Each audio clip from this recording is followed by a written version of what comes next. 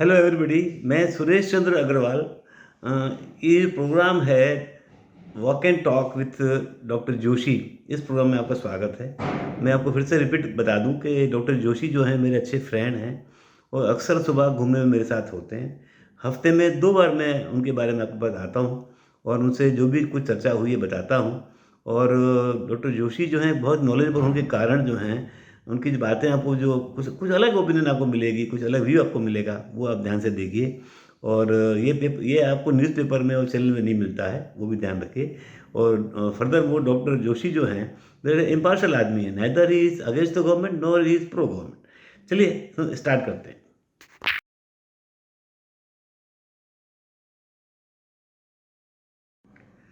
तो आज सुबह मैं डॉक्टर जोशी के साथ घूम रहा था, तो सबसे पहले मैंने उनसे कहा कि डॉक्टर जोशी, अभी जो पेपर में आप देख रहे होंगे कि आसाम गवर्नमेंट ने कुछ जो है ये चाइल्ड ब्राइड्स पे जो है चाइल्ड मैरिजेस पे कुछ एक्शन लिया है और कुछ 2400 लोगों को अरेस्ट कर लिया है।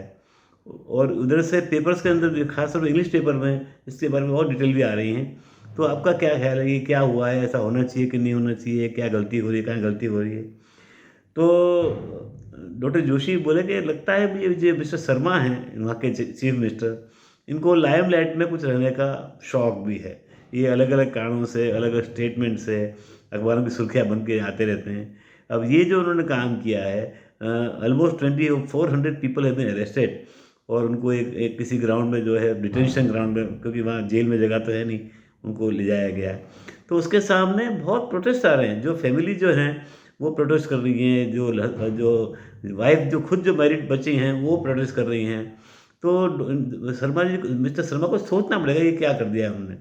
और राजस्थान के अंदर में जो सबसे बड़ा रोग ये वाला था चाइल्ड मैरिजेज वाला, वहाँ भी गवर्नमेंट कुछ एक्शन ले नहीं पाती है। और साथ साथ में मिस्टर शर्मा को ये भी समझना चाहिए कि लगातार जो है इसमें इसमें घट रही हैं केसेस। पहले काफ़ी बड़ा परसेंटेज था, अभी घट के 23% चाइल्ड मैरिज होती हैं।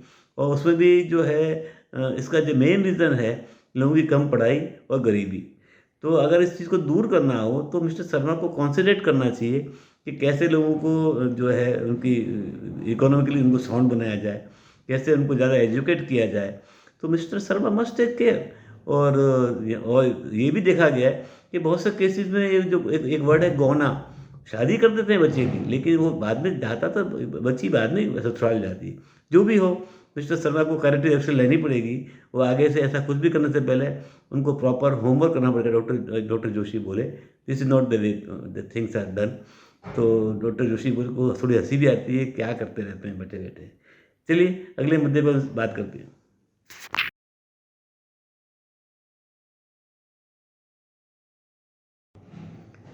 आगे बढ़ते हुए मैंने डॉक्टर जोशी को याद दिलाया कि कल ही जो है टर्की में काफ़ी बड़ा 7.5 7.8 इतनी मल्टीट्यूड का जो है वहाँ पे अर्थक्वेक आया। बाद में एक रिपीट भी हुआ और काफ़ी नुकसान हुआ है। एटलीस्ट 2600 लोग तो वहाँ मरे हैं और एजोनिक सीरिया में भी नुकसान काफ़ी हुआ है। और वहाँ इन दिनों में ठंड भी काफ़ी पड़ रही है। तो डॉक्टर जोशी बोले कि हाँ, आपकी बात सही है। और इसी तरह का एक अर्थक्वेक जो है आज से 12 साल पहले इंडिया में कच्छ में आया था। और उसमें जो अपने यहाँ के गुजरात के चीफ मिनिस्टर थे, वो एक डॉक्टर जोशी हैं, खुद भी गुजराती हैं। तो वो कुछ ढंग से काम नहीं कर पाए थे और इसी कारण जो है पावर में ये मोदी साहब आ गए थे बाई एंड ऑफ दैट 2001। और उन्होंने काफ़ी अच्छा संभाला तब काम को। और पर्सनली कच्छ में वो बार बार गए हैं। He knows well about all this earthquake problems. और इसमें मतलब और सबसे अच्छी बात ये है कि ये जबकि टर्की जो है काफ़ी डेवलप कंट्री है और उनको भी उन्होंने काफ़ी मदद ऑफ़र की है और इंडिया से टीमें भेज दी गई हैं। तो ये सोचिए कि डॉक्टर जोशी बोले कि 21-22 साल में क्या डेवलपमेंट इंडिया में हुआ है कि एक तरफ से हम हेल्प ले रहे थे, आज हेल्प देने की परिस्थिति में आ गए हैं। तो इस मामले में मोदी जी को एक अभिनंदन देने पड़ेंगे कि दैट्स एन अचीवमेंट। और मिस्टर मोदी को काफ़ी एक्सपीरियंस है, डॉक्टर जोशी बोले। वो पर्सनली खुद बार बार कच्छ में गए थे। और अगर आज कोई कच्छ की मुलाकात लेता है तो कल्पना नहीं कर सकता कि कितना नुकसान आज से उस टाइम हुआ था 26 जनवरी 2001 को।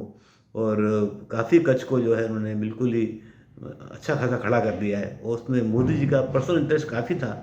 और डॉक्टर जोशी बोले यस, ये एक दुख भरी खबर है कि वहाँ काफ़ी लोग मरे हैं, काफ़ी नुकसान हुआ है, लेकिन इंडिया के एंगल से देखें तो मिस्टर मोदी जी को जो है एक अभिनंदन देना चाहिए। चलिए आगे बढ़ते हैं।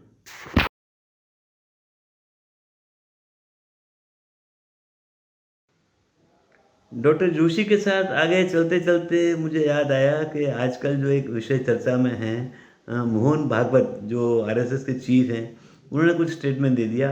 और इससे पहले स्टेटमेंट किसी मौर्य जी का था यूपी से ही, कि भाई ये रामचरितमानस जो है वो तो बड़ा जातिवादी है, उसमें तरह तरह की इस तरह की बातें की गई हैं और इसके बारे में कुछ करना चाहिए। तो डॉक्टर मोहन, बातें तो बड़ी अच्छी की मोहन भागवत जी ने, फिर बताते कि वो बातों को फिर खुद ही उससे मुकर गए थोड़े से। तो ये सब चीज़ें जो हैं डॉक्टर जोशी बोले भाई, इनका इन चीज़ों का कोई सॉल्यूशन नहीं है। एक ही सॉल्यूशन है कि हिंदुज़्म जो है 5000 साल पुराना धर्म है और इसकी कोई एपेक्स गवर्निंग बॉडी है ही नहीं। अपने अपने मतलब हिसाब से लोग मतलब निकालते हैं और कुछ ना कुछ करते रहते हैं।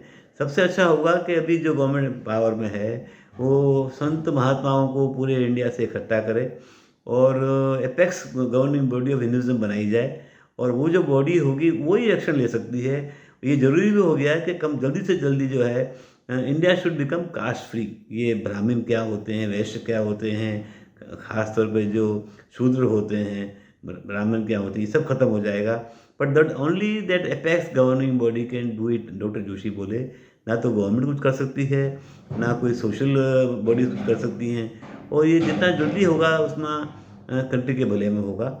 और ये अभी कोई भी डिबेट करता रहना बेकार है। डॉक्टर जोशी को याद भी आया कि गुजराती के अंदर में छिपकली के लिए वर्ड है भंगी, भंगी ऐसा कुछ नाम है, डेढ़ गरुड़ी बोलते हैं बोले, तो वो डिक्शनरी में वो चेंज कर दिया गया था उसकी जाति ना बताने के लिए।